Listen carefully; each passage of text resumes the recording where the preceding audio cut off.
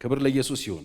እንግዲህ በኤጳፍራ የክርስቶስ ቤተክርስቲያን ሁሉ ጊዜ እንደምናገረው መቼም ያላረፈ አሳራፊ አንሆንም። ስላረፍን ስለ ረፍት እናወራለን። ጌታ አሳርፎናል። ረፍትን ሰዎች እንዲያገኙ ነው የምናስተምረው። ራያችንም ቅዱሳን ሁሉ የእግዚአብሔርን ፍቃድ አውቀው ተረጋግተው እንዲኖሩ መርዳት ነው። ስለዚህ የመረጋጋት መንፈስ የምናካፍልበት ያረፍንበትን ጌታ ለሰዎች የምንሰጥበት ሰው ከመንቀሽቀሽ ህይወት ውስጥ እንዲወጣ እንደ መንገደኛ እንዲኖር በእግዚአብሔር ጸጋ ተደግፎ ጌታን እያየ ሩጫ እንዲጨርስ የሚያስችለውን የእግዚአብሔር ጥበብ የሞላበትን የእግዚአብሔር እውነት በዚህ ቦታ ላይ እንሰጣለን። ክብር ለኢየሱስ ይሁን። ዛሬም ባለፉት ጊዜያቶች ከዚህ የተነሳ ሰዎች ረፍት የሚነሱ በጣም ብዙ ድምጾች እንዳሉ ነግሬያቸዋለሁ። ከነዛ ብዙ ድምጾች መካከል አንደኛው የእግዚአብሔር ድምጽ ነው። የእግዚአብሔርን ድምጽ በቃሉ በኩል እንሰማለን ብለናል። የእግዚአብሔር ድምጽ መጀመሪያ በቃሉ ስለሆነ የተገለጠው ለሁላችንም በዚህ መሰረት ላይ መቆም አለብን። እግዚአብሔርን መስማት አለብን። ሌላው እግዚአብሔርን ለመስማት እግዚአብሔር ለኛ የሚሰጠን ሰዎች አለ፣ መሪዎች አሉን፣ አገልጋዮች አሉን፣ እረኞች አሉን ብለናል አይደለ? ይሄ ብቻ አይደለም። እግዚአብሔር በተለያየ መንገድ ወደኛ የሚመጡ ድምጾች አሉና ልናጠል ያስፈልጋል። የእረኛችንን ድምጽ መስማት እንዳለብን ተናግሬያለሁ። ከዛ ደግሞ የሥጋ ድምጽ አለ። ሥጋችንም ተሸክመነው ስለምንዞር ይሄ ምቾትን የሚፈልግ የሥጋ ድምጽ አለ። ይሄ የኛ መሻታችን እንድንፈጽም የሚያደርግ መሻት አለው። ሰው ሁሉ መሻት አለው። ያንን ለዚህ ነው ሰው በምኞት ሲሳብና ሲታለል ይፈተናል ይላል። ከዛ የሰው ታውቃላችሁ ምኞት ደግሞ ጸንሳ ኃጢአትን ትወልዳለች፣ ኃጢአት ደግሞ ካደገች በኋላ ሞትን ትወልዳለች ነው የሚለው። እና የሥጋችን መሻት አለ። ስለዚህ እሱንም የክርስቶስ የሆኑት ሥጋን ከክፉ ምኞትና መሻቱ ጋር ሰቀሉት ነው የሚለው። ክርስትና በየቀኑ እየሰቀል ነው የምንኖረው ህይወት ነው። ሰቅለውታል። የክርስቶስ የሆኑት ሥጋን ከክፉ ምኞቱና መሻቱ ጋር ሰቅለውታል ነው የሚለው። የሥጋውን ደግሞ ዝርዝር ነገሮችን ባለፈው ተናግሬያለሁ። ዛሬ የጓደማን ነው ባለፈው ሳምንት ጨምረን የጓደኛ ድምጽ አይተናል። የጓደኞቻችንን ድምጽ መስማት በደንብ አጥለን መስማት አለብን። በጓደኞቻችን በኩል የሚመጣው ድምጽም ዴስቲኒያችንን ሊያጠፋው እንደሚችል ልናስተውል ያስፈልጋል። የዳዊት ልጅን አንስተናል። እህቱን ትዕማር እንዴት ወዶ ችግር ውስጥ እንደወደቀ አይተናል። የማይሆን ድምጽ ጓደኛው ነገረው። ያንን ድምጽ ሰማ፣ እንደሞተ። እንደገናም ደግሞ የእስራኤልን ንጉሥ እንዴት አድርጎ የዳዊት ልጅ ነው እንግዲህ የሰለሞን ልጅ ነው እንግዲህ የማይሆን ነገር የሚመክሩትን ጤነኛ አባቶችን ትቶ የማይሆኑ ጓደኞቹን የእድሜ እኩዮቹን የሱም ፍሬንዶች ሰምቶ እስራኤልን ለሁለት እንደከፈለ ፍጻሜው እንዴት እንደተበላሸ ለማየት ሞክረናል። ዛሬ አንድ ሁለት ድምጾችን ከጊዜ አንፃር ቶሎ ብዬ ነግራቸዋለሁ። አንደኛው መቼም በህይወት ምድር ላይ ስንኖር ያላገባችሁ የእጮኛ ድምጽ አለ፣ ያገባችሁ ደግሞ የትዳር አጋር ድምጽ አለ። በህይወታችን ውስጥ አሁን ብዙ በርካታ ድምጾች የምንሰማበት ሀገር ላይ ስለሆነ የምትኖሩት ሞባይላችሁን ከፈት ብታረጉ ማት ሰበር የለም፣ ማት ድምጽ የለም። ቲክቶካችሁ ስትገቡ የድምጽ አይነት የለም። የምታዩቸው ሙቪዎች ውስጥ የድምጽ አይነት አለ። ከተማው ሙሉ በድምጽ የተሞላ ነው። ከነዛ ድምጾች መካከል ለይተን የአምላካችንን ድምጽ ሰምተን እንዴት አድርገን ተረጋግተን መኖር እንዳለብን መስማት መማር በጣም ነው የሚያስፈልገው። ስለዚህ ዛሬ ይሄ በእኛ ዙሪያ ያሉ የትዳር አጋሮቻችን ድምጽ በዚህ መንገድ ሄደው ሰዎች እንዴት እንደወደቁ ምሳሌ ማንሳት እንችላለን። እና አብርሃም ቤት ብንሄድ ዘፍጥረት ምዕራፍ 16 ላይ ሳራ ያመጣችው ድምጽ ቤታቸው ውስጥ እንዴት አድርጎ ምስቅልቅሎሽ እንዳወጣ ታስታውሳላችሁ። ሳራ ያመጣችው ድምጽ እግዚአብሔር ማህፀኔን ዘግቶታል፣ የእግዚአብሔር ተዘግቷል እና እኔ ከፍታለሁ። ምን እንደምትከፍቺው የሀጋር የምትባል ቁልፍ አለች፣ በሷ በኩል ሂድናተኛ እንክፈትበት እግዚአብሔር የዘጋው። ይሄን ድምጽ ሰማ ባልየው። ያ የሰማው ድምጽ ነው እንግዲህ በወንድማማች መካከል እስከ ዛሬ ድረስ ያለው ጦርነት። በይስሐቅና በእስማኤል መካከል የአንድ አባት ልጆች ናቸው። ይሄው ይጠዛጠዛሉ፣ በሮኬት ይጠዛጠዛሉ። እስከ ዛሬ አለ ያቋራጭ ድምጽ፣ የትዳር አጋር ድምጽ። ይሄ ድምጽን አሁን ሰምቶ ማድረጉ ያመጣበትን ጦስ የምትፈጠረውን ችግር ይሄ ነው ብዬ አልነግራችሁም። አሉ የትዳር አጋር ድምጾች። ሐናንያና ሰጲራ የባልና ሚስት ምክክር ነው መቃብር ውስጥ የከተታቸው። እግዚአብሔር አልነበረም ወይ? ነበረ። በሙላት በቤተክርስቲያን ላይ በመቅደስ ላይ ይሰራ ነበረ። በእግዚአብሔር ቤት ላይ እግዚአብሔር ድምጽ ነበረ። ሐዋርያቱ ተሰብስበው በመካከላቸው የእግዚአብሔር ጸጋ መጥቶ በሁሉም ላይ እግዚአብሔር ጸጋ አድሮ የእግዚአብሔር መንፈስ በሙላት ቤተክርስቲያን ላይ ይሰራ ነበረ። በአስገራሚ ተአምር ይሰራ ነበረ። እግዚአብሔር ድምፅ ስላልነበር አይደለም። ግን የባልና ሚስቶቹ ተንሾኳሾኩ፣ ተኙና ተንሾኳሽከው አንዱን ድምፅ ሰማ። የሸጥነውን መሬት እንግመሰው እንክፈለው ተባብለው ተነጋግረው በጋራ ፍቅር እስከ መቃብር የሚባል ታሪክ ሰሩ። ሁለቱም በ3 ሰዓት ልዩነት ተቀበሉ። ይሄ ምን ድምፅ ነው? የባል ድምፅ፣ የሚስት ድምፅ። ውርደትን ቤተ መንግስት ያመጣው ድምፅ ምንድን ነው? ያቺ ኤልዛቤት ያመጣችው ጣጣ። የሚስቱን ቃል ሰምቶ ተነስ ብላ ሰው አስገድላ ደም አፍስሳ የሱ ደም የናቡቴ ደም እየተነሳ ዘራቸው እንደተጨፈጨፈ መጽሐፍ ቅዱስ ይናገራል። ድምፅ አለ። ስለዚህ ዛሬ ምንድነው የምትነግረን? አጠገባችሁ ያሉ ሰዎችን ድምፅ ተጠንቅቃችሁ አጥላችሁ ስሙ። የሚስት ድምፅ ሊሆን ይችላል፣ የባል ድምፅ ሊሆን ይችላል። ምንድነው ከኋላው ያለው? ከየት ነው የመጣው? ምንጩ ከየት ነው የተቀዳው መባል አለበት።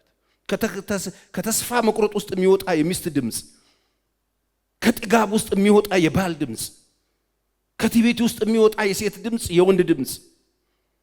በጥንቃቄ አጥላችሁ ስሙ። ከእግዚአብሔር ሊያለያይ ዴስቲኒ ሊያጠፋ የሚችል ስለሆነ መከራ ቤታችሁ ላይ እንዳያመጣ፣ ዘራችሁ ላይ ችግር እንዳያመጣ። ስለዚህ ጠንክረን ጸንተን በእግዚአብሔር ፊት ቆመን እግዚአብሔርን ሰምተን እስከ መጨረሻ ድረስ ግባ ከመሬታችን እስኪፈጸም ድረስ ልንሰማው የሚገባ ጌታ አለ። ለዚህ ነው ጌታ ኢየሱስ ሁላችሁም እኔን ስሙኛል፣ ሁላችሁም እኔን ስሙኛል። የሚሰማ ጌታ አለ ወንድሜ፣ የሚሰማ ሁላችሁ እኔን ስሙኝ። ይህን ስል ባል ሚስትን፣ ሚስት ባልን አይስሙ አላልኩም። ተደማመጡ፣ ግን ጥርት አድርጉና ስሙ። ተያይዛችሁ ገደል አትግቡ። ዛሬ ባልና ሚስት በመኝታ ቤት የመከሩት ምክር ቤታቸውን እያፈረሰ ነው። አንዳቸው ድምፅ ከየት እንደሚያመጡት የማይታወቅ ድምፅ፣ ከየሰፈሩ ከየመንደሩ የሚለቃቀም ድምፅ አምጥተው ትዳራቸውን የሚያፈርሱ፣ ቤታቸውን የሚያጠፉ፣ ልጆቻቸውን ለጥፋት ለሞት የሚዳርጉ በጣም በርካታ ሰዎች አሉ። ድምፅ አለ። ስለዚህ ከየት ነው የሚመጣው ድምፅ? በሰላም ቁጭ ብላችሁ የሆነ ድምፅ ከባል ይመጣል፣ የሆነ ድምፅ ከሚስት ይመጣና እውክ ያረጋል፣ እርብሽ ያረጋል። መጽሐፍ ሚሰማኝ ያለው ጌታ በእርጋታ ይቀመጣል፣ ከመከራ ስጋት ደግሞ ያርፋል። የእግዚአብሔር ድምፅ ወገኖቼ የሚገርም ሰላምና እረፍት ይዞ ወደ ሰው የሚመጣ ድምፅ፣ ዋላን ያጠነክራል፣ ህዝቡን ደግሞ በሰላም ይባርካል የሚለው የእግዚአብሔር ድምፅ መከራ ውስጥ እንኳን ሆናችሁ ሰላም ይዞ የሚመጣ ድምፅ፣ እየወደቃችሁ ሰላም ይዞ የሚመጣ ድምፅ። የእግዚአብሔር ድምፅ የሰላም ድምፅ ነው፣ የእረፍት ድምፅ ነው፣ ህይወት ያለበት ድምፅ ነው፣ ብርሃን የተሞላ ድምፅ ነው፣ የሚያጸና ድምፅ ነው፣ እረፍትን የሚሰጥ ድምፅ ነው፣ የሚያጸና በእግዚአብሔር ፊት የሚያቆም የሚያጸና ፍጻሜን የሚያሳምር ድምፅ ነው። የእግዚአብሔር ድምፅ በምድረ በዳ ውስጥ የሚያዘምር ነው። የእግዚአብሔር ድምፅ በረሃ ላይ የሚያዘምር ነው። በጨለማ ውስጥ የሚያጸና ነው፣ ጠንካራ የሚያደርግ ነው። የእግዚአብሔር ድምፅ ጨለማን መግፈፍ የሚችል ነው። ጫካን ነበልባሉን የቆረጠ መሄድ የሚችል ድምፅ ነው። የእግዚአብሔር ድምፅ እንደምታስቡት እንዳይመስላችሁ በለምለም ስፍራ ብቻ የሚሰራ አይደለም። እልም ባለ ጭው ባለ ምድረ በዳ ላይ ሰላምን መስጠት የሚችል፣ እርጋታን መስጠት የሚችል የእግዚአብሔር ድምፅ በበረሃ በምድረ በዳ ምንጭ ማፍለቅ የሚችል ድምፅ። ስለዚህ የትዳር አጋሮቻችሁን ድምፅ በጥንቃቄ አጥሉና ስሙ። የአገልጋዮችን ብቻ አይደለም፣ የስጋችሁን ብቻ አይደለም፣ አብረዋችሁ የሚተኙ ባልና ሚስቶች የሚስቶቻችሁን፣ የባሎቻችሁ ጓደኛ ያላቸው የጓደኞቻችሁ ድምፅ ተጠንቀቁ። የብዙ ሰዎች ድምፅ፣ የጓደኛ ድምፅ፣ የጮኛ ድምፅ ዘላለምን ያበላሸ ወደ መቃብር የከተተ ብዙ ድምፅ አለ። የፍቅረኞቻችሁ ድምፅ ምንድነው ይዘው ይመጡት? ከየት ነው ያመጡት? ምንድነው የሚያወሩት? ምን እንሁን ነው እያሉ ያሉት? ወዴት ነው እንሂድ እያሉ ያሉት? ቅርብ ወራጅ እንዳያረጓችሁ፣ መቃብራችሁ እንዳያፈጥኑባችሁ፣ ጉድጓዳችሁ እንዳይቆፍሩባችሁ ተጠንቀቁ። አንዳንድ ድምጾች ያወካሉ፣ ይረብሻሉ። የእግዚአብሔር ያልሆነ ድምፅ ህይወታችሁ ሲመጣ ትታወካላችሁ፣ ትረበሻላችሁ፣ ይምታታባችኋል። በሰላም ትሄዱ የነበራችሁ ሰዎች ሰላማችሁን አጣችሁ፣ ትጨነቃላችሁ። ስለዚህ በጥንቃቄ እንደዚህ አይነት ነገሮች እንድትሰሙ በጌታ ፍቅር ጠይቃችኋለሁ። ሌላው ለዛሬ የነብይ ድምፅ፣ አሁን ብዙዎቻችን የተለከፍንበት በጣም ልንጠነቀቀው የሚገባ ልክ እንደ ስጋው፣ እንደ ጓደኛ፣ እንደ ትዳር አጋር፣ እንደ ፍቅረኛ፣ እንደ ጂኒ፣ እንደ ተለያየ ድምፅ በጥንቃቄ ልንሰማው የሚገባ የነቢያቶችን ድምፅ፣ ነቢያት ነን የሚሉ ነብዩ ሆኖ አይሆኑ ይጣራል የነሱ ድምፅ። ለምን ፓስተር ቸሬ ነብይ ሊዋሽ ይችላል? ነብይ ተብሎ መጽሐፍ ቅዱስ ነብይ ብሎ አስቀምጦት ውሸታም ሊሆን እንደሚችል መጽሐፍ ቅዱስ ይናገራል። ነብይ ሊዋሽ ይችላል። የውሸት መንፈስ በነብይ ይሰራል። ይሄው ነው መጽሐፍ ቅዱስ ከፍተና ያለ ዛሬ በጣም መጠንቀቅ አለብን። ዛሬ ብዙ ሰዎችን ህይወት ምስቅልቅሉን ያወጡ ነቢያት ነን የሚሉ ሰዎች ድምጽ ነው።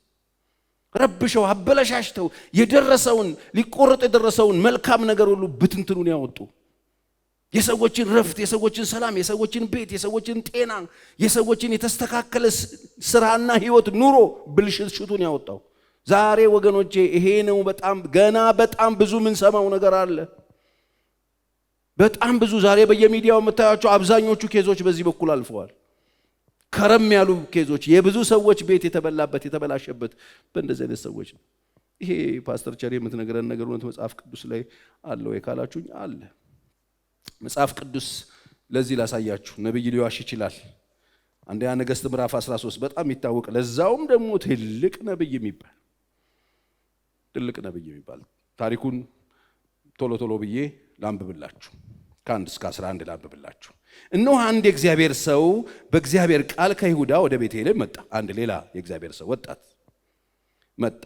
ኢዮርብዓም ዕጣን እያጠነ በመሠዊያው አጠገብ ቆሞ ነበረ። በመሠዊያውም ላይ መሠዊያ ሆይ እግዚአብሔር እንዲህ ይላል፣ እነሆ ስሙ ኢዮስያስ የሚባል ልጅ ለዳዊት ቤት ይወለዳል። ዕጣኑን የሚያጥንብህ የኮረብታው መስገጃዎችም ካህናትን ይሰዋብሃል። ካህናቱን ነው የሚሰዋቸው። ካህናቱን ይሰዋብሃል፣ የሰዎችንም አጥንት ያቃጥልብሃል ብሎ በእግዚአብሔር ቃል ጮኸ። መሠዊያ ብሎ ለመሠዊያው መልእክት ያመጣል። አንተ መሠዊያ የሆነ ዘመን ይመጣና ዮስያስ የሚባል ልጅ ይወለድና ካህናቱን ያርድበታል፣ አጥንታቸውን ያቃጥልበታል እዚህ መሠዊያ ላይ ብሎ ትንቢት ተናገረ። የሚገርም ነው። ጮኸ። በዚያን ቀን እግዚአብሔር የተናገረው መልእክት ይህ ነው፣ እነሆ መሠዊያው ይሰነጠቃል። መልእክቱ መሠዊያው ይሰነጠቃል፣ በላዩም ያለው አመድ ይፈሳል ብሎ መልእክት ሰጠ። የሚገርም ነው። ተናገረ፣ ምልክት ሰጠ። ምልክቱ እኔ ያልኩት ነገር መሆንና አለመሆኑን የምታውቁት መሠዊያው ስንጥቅ ይላል፣ አመዱ ደግሞ ይፈሳስሳል፣ ብትንትኑ ነው የሚወጣው ብሎ እዛው ቆሞ ይሄ ነቢይ ተናገረ። ንጉሡም የእግዚአብሔር ሰው በቤቴል ባለው በመሠዊያው ላይ የጮኸውን ነገር በሰማ ጊዜ የሚገርም ዘግናኝ መልእክት ስላመጣ በሰማ ጊዜ ኢዮርብዓምን እጁን በመሠዊያው አንስቶ ያዙት ይሄንን ነቢይ እጁን ዘርግቶ እንደዚህ ያዙት አለ። ከእርሱም ላይ የዘረጋት እጁ ደረቀች ይላል። ቀጥ አለች። የዘረጋው ያዙት እንዳለ ቆመ፣ እጁ ደረቀች። ወደ እርሱም የመለሳት ዘንድ አልተቻለውም። የእግዚአብሔር ሰው በእግዚአብሔር ቃል እንደሰጠው ምልክት መሠዊያው ተሰነጠቀ፣ አመዱም ከመሠዊያው ፈሰሰ። ንጉሡም የእግዚአብሔር ሰው አሁን የአምላክህን የእግዚአብሔርን ፊት ለምን፣ እጄ ወደ እኔ ትመለስ ዘንድ ስለ እኔ ጸልይልኝ አለው። ይሄ አመፀኛ ንጉሥ ያዘው ካለ በኋላ መመለስ ያቅተው፣ እባክህ ጸልይልኝ የእግዚአብሔር ሰው እጄን ልመልሳት አለ። እጁን መመለስ አልቻለም፣ ገተረና ቆመ። ከዛስ ጸለየለት። የእግዚአብሔር ሰው እግዚአብሔርን ለመነ። ንጉሡም እጅ ወደ እርሱ ተመለሰች፣ እንደ ቀድሞ ሆነች። ንጉሡም የእግዚአብሔር ሰው ከእኔ ጋር ወደ ቤቴልና እንጀራም ብላ በረከትም እሰጥሃለሁ አለው። ንጉሡ በጣም ገርሞት በቃ የእግዚአብሔር ሰው ና እኔ ቤት ውስጥ ግባ አለው። ንጉሥ ነው እኮ ወደ ቤት ብላ፣ እንጀራም ብላ፣ ጠጣ፣ ና በቃ ወደ ቤት አለው። ምክንያቱም የሰራበት ነቢይ ተገኛ። አንዳንዶች እንደሚያደርጉት የሆነ ቦታ መልእክት ሲያመጣ ያገኙትን አፈፍ አድርገው ወስዶ ሶፋ ላይ እግር ላይ እንደሚያስሩት ማለት ነው፣ ወስዶ ቤተ መንግስት ሊቀረቅረው ጠራው። ና እኛ ቤት እንጀራ ብላ ረፍት አድርግ አለው። የእግዚአብሔርም ሰው ንጉሡን የቤትህን እኩሌታ እንኳን ብትሰጠኝ፣ ቤትህን አካፍለ ብትሰጠኝ ካንተ ጋር አልገባም፣ ከዚያም ስፍራ እንጀራ አልበላም፣ ውሃንም አልጠጣም። እንጀራ አትብላ፣ ውሃም አትጠጣ፣ በመጣህበት መንገድ አትመለስ በሚል በእግዚአብሔር ቃል ታዘዣለሁና አለው። የእግዚአብሔር ሰው ሰምቶ የሚወጣ ነው። ሰምቶ ወጣ፣ ነብይ ነው። ንጉሡ ገብቶ እዛ ሲያጨማልቅ አገኘው። እዚህ መሠዊያ ላይ ሰዎች ይታረዳሉ፣ ካህናቶች ይቃጠላሉ፣ አጥንታቸው እዚህ ጋር ነው የሚቃጠለው። የሆነ ዘመን የሚመጣ ያዙት ሲል ደረቀ። ጸልይልኝ አለ፣ መለሰው። ንጉሱ ሰርፕራይዝ ሆነ። እዛው በዛው እጅ ከፍንጅ ነገሮች ሲውና እኛ ቤትና ብላ ጠጣ ረፍት አድርግ ሲለው አልበላም አልጠጣም፣ እግዚአብሔር ተናግሮኝ በቃል ነው የወጣሁት። ምንድነው ቃሉ? በሄድክበት መንገድ አትመለስ፣ ማንም እንጀራ ብላ ቢል ቢጠጣ ቢልህ እንዳትጠጣ፣ አገልግሎትን ፈጽም ብሎ ነው የላከው። ስለዚህ የትም እንዳትገባ ተብሏል። ይሄንን እግዚአብሔርን ሰምቶ ነው የወጣው። አሁን ይሄ ነብይ እግዚአብሔርን ሰምቶ፣ አሁን ይሄ ሰውዬ ንጉሱ ድምፅ አመጣለት፣ ና እኛ ቤት ግባ አለው። አልገባም አለ። የንጉስ ድምፅ መጣለት ነው ማለት። ማንን ሰምቶ ነው የወጣው? መልሱልኝ። እግዚአብሔርን ከሰማህ በኋላ አትቀላቅል። እግዚአብሔርን ሰምቷል። ንጉሱ ተናገረው፣ አልሰማም፣ እምቢ አለ። ተመልከቱ። አሁን አልሄድም፣ የቤትህን እኩሌታ ብትሰጠኝ ይሄን አላደርግም አለው። ታዝዤ ነው የወጣሁት ብሎ መለሰለት። ከዛ በቤቴል አንድ ሽማግሌ ነብይ፣ እኔ አሁን ዛሬ የምናገረው ከሽማግሌዎችም ተጠበቁ፣ ከነብይ ብቻ አይደለም፣ ይሄ የኖሩ ናቸው ከሚባሉ የእግዚአብሔር ሰዎችም ተጠበቁ። በጥንቃቄ ነው የምንሰማው። በጣም ሰዎች እግዚአብሔር ቤት ሲቆዩ እግዚአብሔር አይሆኑም። የሸመገለ ነብይ ነው የሚባሉት፣ ትልቅ አገልጋይ ነው የሚባሉት እንጂ እግዚአብሔር አይሆንም። ሽማግሌው ነብይ፣ ትልቅ ሽማግሌ ነብይ ነው ሰውየው። ዘመኑን በሙሉ በነብይነት ያገለገለ የኖረ የሚታወቅ ሰው፣ ግን ሽማግሌ ነብይ። ከዛ ይቀመጥ ነበር ይላል። በዛ ይቀመጥ ነበር። ልጆቹም ወደ እርሱ መጥተው በዚያን ቀን የእግዚአብሔር ሰው በቤቴል ያደረገውን ሥራ ሁሉ ነገሩት። ይገርማል። ዛሬ ቤተክርስቲያን እንዲህ አይነት ወጣት ነብይ መጥቶ የሚገርም ታምር ሆነ። የተናገረውን ነገር አሁን ምልክት ይሆናል አለ። ይሄንን ባለ ጊዜ ንጉሱ ያዙት ሲል እጁ ደረቀ። ከዛ ለምኖለት ጸልዮለት እጁ ተመለሰ። ከዛ ይገርማል። ንጉሱ ና ወደ ቤት ሲለው አልመጣም አለ። ና ብላ ሲለው አልመጣም አለ። አልበላም አለ። የንጉስ እኩሌታ ቤትህን ብትሰጠኝ አልመጣም አልፈልግም ብሎ ሄደ ብለው ለአባታቸው ነገሩት። ይሄ ሽማግሌ ነብይ ሰማ። የሚገርም ነው። ነገሩት። ደግሞም ለንጉሱ የተናገረውን ቃል ሁሉ ለአባታቸው ነገሩት። አሁን ያልኳችሁ ንጉሱ ያለውን ነገሩት። ብላ ሲለው አልበላም፣ ጠጣ ሲለው አልጠጣ፣ ገባ ሲለው አልገባም ማለት ምን ነው ሲለው ቤትን ብታካፍለኛል። የሚገርም ነው አይደል? ቦልድነሱ ደስ ይላል። ይወጣል። ይሄ ሽማግሌ ነብይ ይሄን ሰማ። እግዚአብሔር ይመስገን። በዚህ ትውልድ መካከል እንደዚህ አይነት ነብይ ተነሳ። ኩሩ፣ ጎበዝ፣ ራሱን የሚገዛ የማይልከሰከስ እግዚአብሔር ይመስገን ብሎ መንበርከክ ነበረበት። እግዚአብሔር ሆይ ተመስገን፣ እንደዚህ አይነት ነቢያቶች ተነሱ። እግዚአብሔር ሆይ ተባረክ፣ እንኳንም አንተ መልካም አምላክ አገለገልኩ፣ ዘመኔን በቤትህ እንኳን ጨረስኩ፣ እንኳን አረጀሁ፣ እግዚአብሔር ሆይ ተባረክ አላለም። ይሄ ሽማግሌ ነብይ ያለውን ስሙ። የሚገርም። አባታቸውን በማናቸው መንገድ ሄደ አላቸው። ቤት በኩል ነው ሄደው አላቸው። ልጆቹም ከይሁዳ የመጣው የእግዚአብሔር ሰው የሄደበትን መንገድ አመለከቱት። ልጆቹንም አህያውን ጫኑልኝ አላቸው። አህያውንም በጫኑለት ጊዜ ተቀመጠበት። ከእግዚአብሔር ሰው በኋላ ሄደ። በአድባርም ዛፍ በታች ተቀምጦ አገኘውና ከይሁዳ የመጣ የእግዚአብሔር ሰው አንተ ነህን አለው። እርሱም እኔ ነኝ አለው። እርሱም ከኔ ጋራ ወደ ቤቴ ና እንጀራም ብላ አለው። እርሱም ካንተ ጋራ እመለስ ዘንድ ገባ ዘንድ አይቻለኝም። በዚያ ስፍራ ካንተ ጋራ እንጀራም አልበላም ውሃም አልጠጣም። በዚያ እንጀራ አትብላ ውሃም አትጠጣ፣ በመጣህበት መንገድ አትመለስ በሚል በእግዚአብሔር ቃል ተብሎልኛልና አለው። እርሱም እኔ ደግሞ እንዳንተ ምንድን ነኝ በሉልኝ? ነብይ ነኝ አለው። እሱ ሽማግሌው እኔም ነብይ ነኝ አለው። እኔም እንዳንተ ነብይ ነኝ። ሽማግሌ የቆየው በእኛ ዘመን እኛ ስናገለግል ረጅም ዓመት ከጌታ ጋር በኖርንበት ነብይ ነኝ አለው። መልአክም አለ። ተመልከቱ፣ ይዚህ ውሸታም ሽማግሌ ነብይ፣ ውሸታም ሽማግሌ ነብይ። እግዚአብሔር ሞታችሁን ያሳምርላችሁ፣ ፍጻሜያችሁን ያሳምርላችሁ። አገልግላችሁ በስተርጅና የማይገባ ቀውስ ፈጥሮ ከመሄድ እግዚአብሔር ይጠብቃችሁ። የሚያሳዝን ነገር፣ ምቀኝነት ይዟችሁ ምን አለበት በሰላም ቢያንቀላፋ የሽማግሌ ነብይ። ምን አለበት ሽማግሌው ነብይ ተብሎ ተቀብሮ ቀብሩ ላይ ተነቦለት ቢሞት። እኔም እንዳንተ ነብይ ነኝ፣ ትናንትና መልአክ መጣ አለው። ይገርም ነው። ካንተ ጋር ወደ ቤቴ ልመለስ አልችልም ሲለው ዋሽቶም ምን ብሎ ዋሽቶም ተናገረው። ከእርሱ ጋር ተመለሰ፣ በቤትም እንጀራ በላ ውሃም ጠጣ። ዋሸው። መልአክ ልኮኝ ነው፣ ጌታ ተናግሮኝ ነው የእግዚአብሔር ሰው፣ እኔም እንዳንተ ነብይ ነኝ አለው። ኮንቪንስ አደረገው። ወገኖቼ ማንም ቢለን ማንመለስበት የሰማነው ጌታ አለ። አሜን በሉኝ በደንብ። ማንም አረጀ፣ አዲስ የተነሳ ያፈጀ የቆየ ምን የሚባል ነገር የለም። እናከብራለን ሽማግሌ፣ ነገር ግን ሲዘባርቅ አንቀበል። ውሸታሞች ደግሞ ሽማግሌዎች ስለተነሱ ውሸታሞች።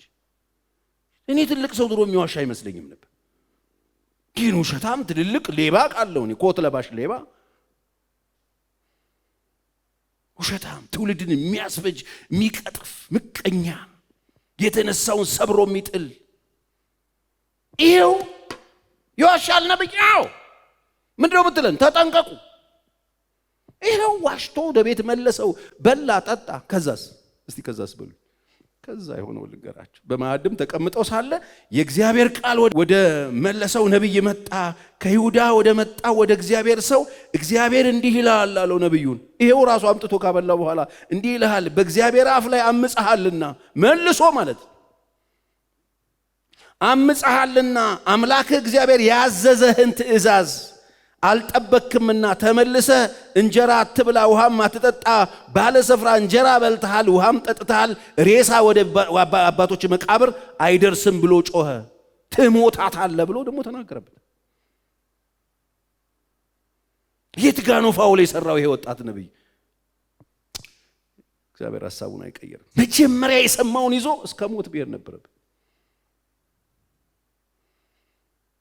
አንዴ ሲናገራችሁ ከቻላችሁ 1000 ጊዜ ስሙት። እግዚአብሔር ሐሳቡን አይቀየርም። መንገድ በማንም ሐሳቡን አይቀየርም። የተናገረውን መፈጸም የሚችል ያለውን እስከ መጨረሻ ድረስ ያዙለት። እግዚአብሔር ታማኝ አምላክ ኮንቪንስ አደረገ። መጨረሻ መንገዱ ላይ መጣበት ምቀኛ። ደግሞ ተመልሶ እግዚአብሔር እንደዚህ ይላል፣ ሰውየውን ለማሳሳት ተከትሎት መጥቶ ዋሽቶት መልአክ ነው ያለኝ ብሎት በነብይ ዋሻል። ዋሸቆ ነው የምላችሁ። ይሄ ብቻ እንዳይመስላችሁ። በሬማት ዘገለዓድ ላይ አካብን ማን ያስትልኛል ብሎ እግዚአብሔር በተናገረ ጊዜ ነቢያቶቹ አንዱ ማን ነው መንፈስ ወጣ እኔ አለ። ምን ብለሰ በነቢያቶች ሁሉ አፍ ሐሰት ሆናለሁ ብሎ ይላል። ከዛ 400 ነቢያት ውሸት ተናገሩ ይላል መጽሐፍ። የሐሰት ስፒሪት ገባባቸው። አካብን ለማሳት ማን ነው የሚነሳ? ይሄ የውሸት ስፒሪት ወጥቶ እኔ እንዴት ሲባል በነቢያቶች ሁሉ አፍ ሐሰት ሆኜ ገባና ሳስተዋለሁ። ምን ልትነግረን ነው ፓስተር ቸሪ? ተጠንቀቁ፣ ከነቢያቶች ውሸት ተጠንቀቁ። በነቢያት ውሸት ቤታቸውን ያፈረሱ ሰዎች አሉ። እኔ ቢሮ አለኝ ይኬስ ጌታ ተናገረኝ በባ በኩል በካሌ በኩል ነብይ ከሌ ያውላችሁ። ነቢያቶችን ተጠንቀቁ ስል አስተማሪዎችን እለፉ አላልኩኝ። ባለፈው ነገር እንደ እግዚአብሔር ቃል እስከ ተናገረ ጊዜ ብቻ እንሰማለን። እንደ እግዚአብሔር ቃል እስከ መከረን እንሰማለን። ከእግዚአብሔር ቃል ውጪ የሆነ ነገርን አናረግም። ወላ ነብይ ሆነ አስተማሪ ሆነ ምንም አይነት ሰው ሆነ ስሙኝ በደንብ። ይሄ ቀኑ መጨረሻ ላይ ነው ያላችሁት። አሁን በዚህ ሰዓት ተንዘላዝለህ መትረፍ አትችልም። በዚህ ሰዓት ከእግዚአብሔር ተፋተ መትረፍ አትችልም። ብዙ ድምጽ ነው ያለው፣ ብዙ አምታታው በከተማ ነው ያለው። ይሄው የነብዩ ድምጽ ሰውየውን ገደለው። ተመልከቱ፣ ሰውየው ይሄን መልእክት ሰማ፣ አህያውን ጭኖ መንገድ ሄደ ይላል። ሄዳችሁ አንብቡት። መንገድ ላይ አንበሳ አገኘና ገደለው ይላል። ሰበረ፣ ገደለውና አንበሳው ሬሳው አጠገብ ቆሟል። አህያዋንም አልነካትም። በቃ ሰዎች ሲመጡ አዩት። አህያዋ ቆማለች፣ ሰውየው ሞቷል፣ አንበሳው ቆሟል። ሲሰማ ይሄው ሰውዬ ገድሎታል መንገድ ላይ። ይሄንን ሰውዬ ገደለው ምንድነው? ውሸታም ነብይ፣ ሽማግሌ ነብይ። ተጠንቀቁ። በነብይ አፍ ሐሰት ይሆናል፣ ሊዋሹ ይችላሉ። በነብይ መንፈስ ይሰራበታል። ኦፍ ኮርስ መንፈስ ገባባቸው። 400 ነቢያት ጦር ሜዳ ላይ ሄዱ ሲሉ ከዮሳፍጥ ጋር አረ እግዚአብሔርን እንጠይቅ፣ ይሄን ጦር በሬማት ዘገለዓድ አካብን ማን ሄዶ ሊዋጋ ከሶሪያ ንጉስ ጋር ነቢያቶች ተሰበሰቡ። 400 ነቢያቶች እየመጡ የሰራዊት ጌታ ሻገረብ ያሉ ይሳካልሃል ይሉታል። ውሸት ምን ገባባቸው? ያሰት መንፈስ። ቴዴቅያስ መጥቶ ቀንዱን እንደዚህ ያረገ የሆነ ፕሮፌቲክ አክሽን ያለ እግዚአብሔር ሰባብሮ ይጥልልሃል መንፈስ ብላም ያለ ትንቢት ይናገሩ ነበሩ። 400 ተመሳሳይ አንድ አይ ክርክም አረጋቸው። አጋንንት ከረከማቸው። አንድ አይነት ክርክም አድርጎ 400 ውሸታም ነቢያቶች ዘረገፈለት። እንዴት አጠለን! እንዴት 400 ሰው አንድ ላይ ዋሻ በቃ። ይሄ መጽሐፍ እኮ ምን ያላስተማረናል? ካልተዝረከረከ በስተቀር መትረፍ ትችላለህ ከሰማኸኝ። የውሸት መንፈስ አለ። ይዋሻል። መንፈስ ይሰራበታል። አጋንንት በነቢዩ መንፈስ እኮ እያልክ ነው እኮ። ይኸው ስፒሪት ገባበት። የሚገርም ነው። ከዛ ዮሳፍጥ ቅር አለው ሲከረከሙበት፣ በጣም ተመሳሰሉበት፣ አንድ አይነት ሆኑበት። ተመሳሳይ እዛም ሲሄድ እዛም ሲሄድ እዛ አንድ አይነት። ሌላ የለም እንዴ ብሎ ጠየቀ ዮሳፍጥ ቅር ስላለ። አንድ አለ አለ። አንድ አለ ግን ስለኔ ምንም መልካም ነገር አይናገርም። ሁሌ ሲመጣ በቃ ሀርድ ነው እንትን የሚለው አለ። የት ነው ያለው? ወይኔ ቤት ይምጣ እስቲ። የተላኩትን ሰዎች ንገሩት። እሺ 400ም ተመሳሳይ እንደሆነ የተላኩ ሰዎች ሄዱ። ወይኔ ቤት አስጠሩት። ሚኪ አቤት ና ትፈልገህ ነው? ስማ ሚኪ ሁሉም አንድ አይነት እሺ፣ ስኬታማ ትሆናለህ፣ ትጠረምሳለህ ነው። እሺ አልተመሳሰሉባቸውም ከዘንድሮቹ ጋር። እኔ መሳሰሉብኝ። ሁሉም ትጠረምሳለህ ነው። ምንድነው የምትጠረምሱት? ምንድነው የሚጠረመሰው? ወዴት ነው የሚጠረመሰው? ሁሉም ተሰበረ ነው። ሁሉም ባለ እባብ ነው። ሁሉ ባለ ዘንዶ ነው። እንዲህ እባቡ አያልቅም እንዴ? እንዲህ እዚህ ከተሰበረ እዛ ጋር ደግሞ ድጋሚ ሊንክ ከየት መጣ? ተመሳሳይ አንድ አይነት ማች አይከንም። ምን ልባል?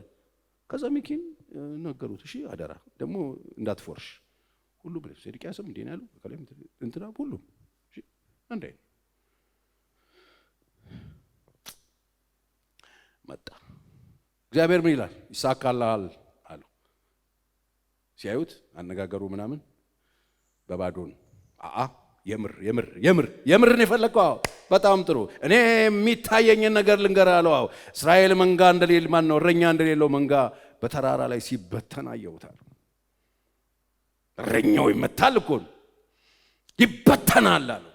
አላልኩም አለው። ያ በጥፍ ቤት በኩል አልፎ ነው እኛ እያልን ሁሉም ቦቀሱት። እንደዚህ ብትሆኑ ይሻላል። በግሩፕ ቢጣሏችሁ ይሻላል። ከእግዚአብሔር ጋር ቆሙ። ዓለም ሁሉ ከእናንተ ጋር ቢጣላ ደፍጠጣችሁ ታልፋላችሁ። እግዚአብሔር ሕያው አምላክ። እስቲ በደንብ አሜን በሉ።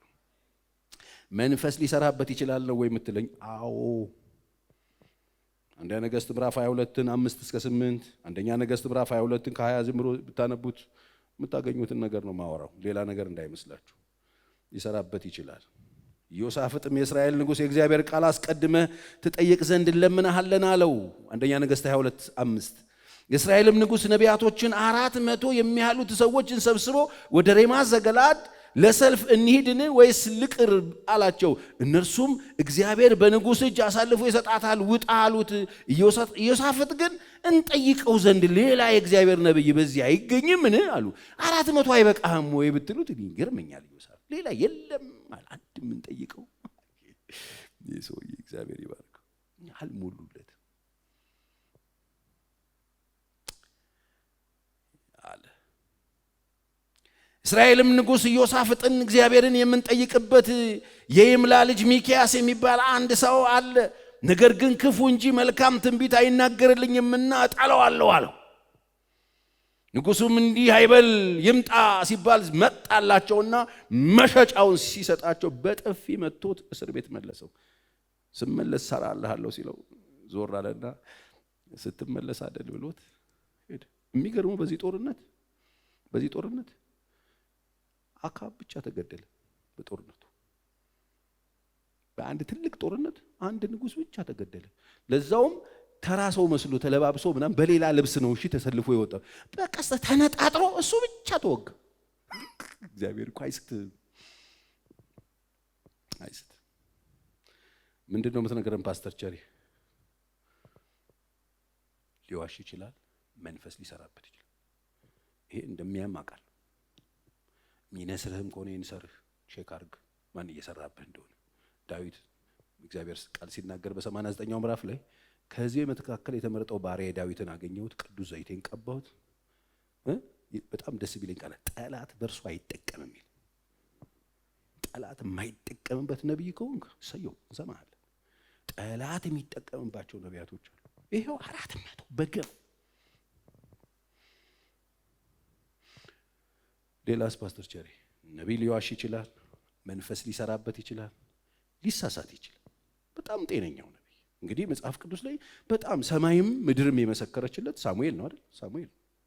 ሳሙኤል ነው። እንደ እስራኤል እኛ እንደ አሕዛብ መሆን እንፈልጋለን ብሎ ድፍን እስራኤል ንጉሥ ሽሙልን ብለው በጠየቁት ጊዜ እግዚአብሔር ጋር መጥቶ ሲጠመቅ አንተን አይደለም የናቁት እኔን የናቁት አለ። እግዚአብሔር በዚህ ልክ በጣም አብሮት የነበረ ሰው ነው።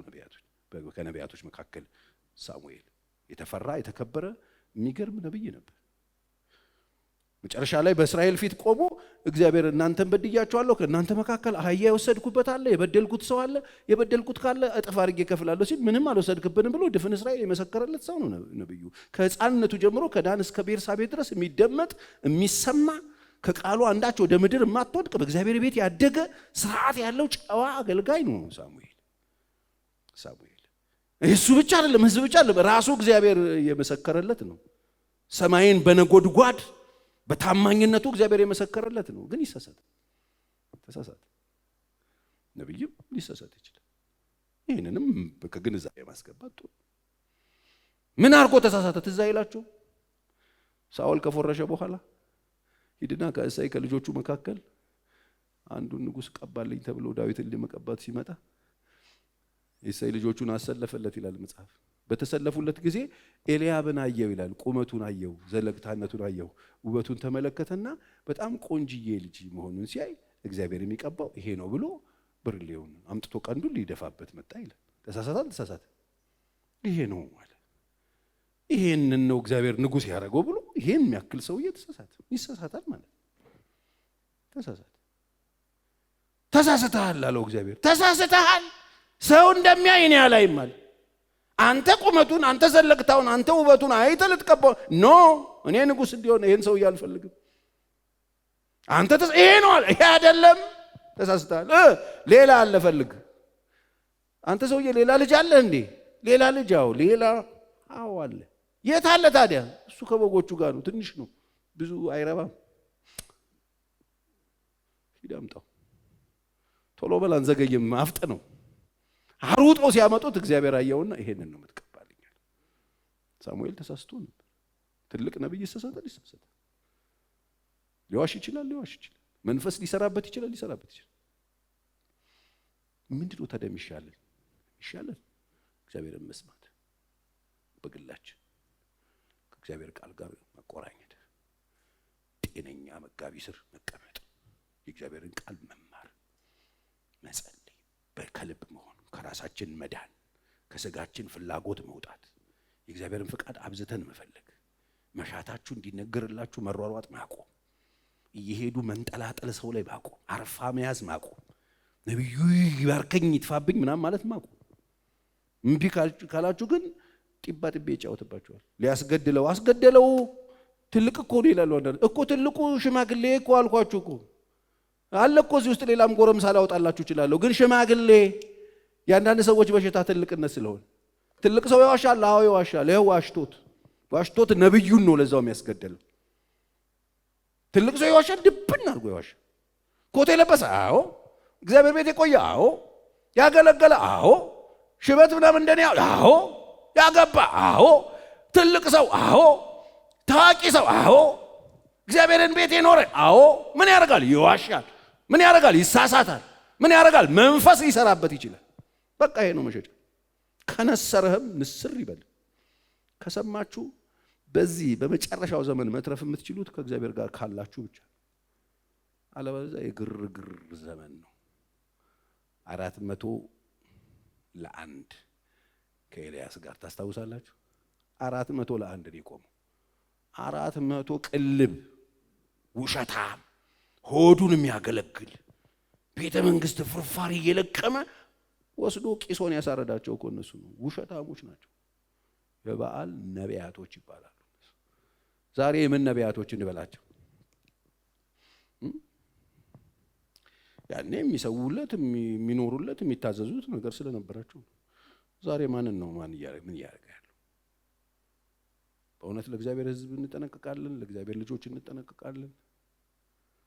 ምን ልነግረን ነው? ምነግራችሁማ እግዚአብሔርን ስሙት። ድምጾች ብዙ ናቸው።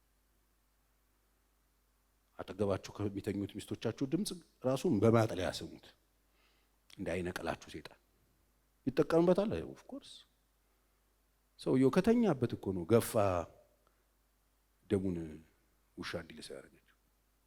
ሚስቱ በሰላም አኩርፎተኛ። በቃ ኩርፌ ይለቃል። እምቢ ያለኝና ቦታው መሬቱን አዘቅማለ። 2 ቀን 3 ቀን ስተኛ ይለቀው ነበር። አታኩርፍ ተነስ ብላ ምናምን ብላ ጎትጉት አነሳችውና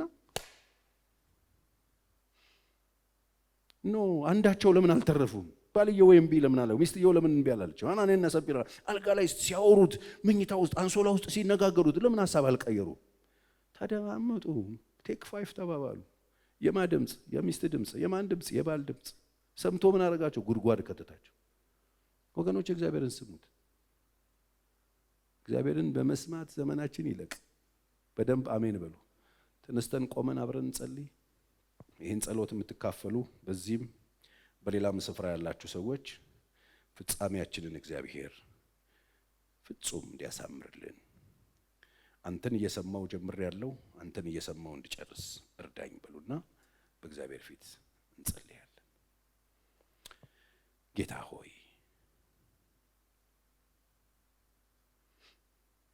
ያንተ ድምጽ ነበልባል ቆርጦ ተራሮችን እየዘለለ መምጣት የሚችል በምድረ በዳ ፀሐይ በበረሃ ውስጥ ዝናብ ማምጣት የሚችል ድንቅ ድምጽህ እንዲያጸናን፣ ድምጽህ እንዲያቆመን፣ ድምጽህ እንዲያስጨርሰን እግዚአብሔር ሆይ አንድ የሰማነው የተገኘንበት የተነካንበት ያንተ ድምጽ ለዘላለም በልባችን ታትሞ እስከ ፍጻሜ እንድንሄድበት እንድትረዳን ለምንሃለሁ።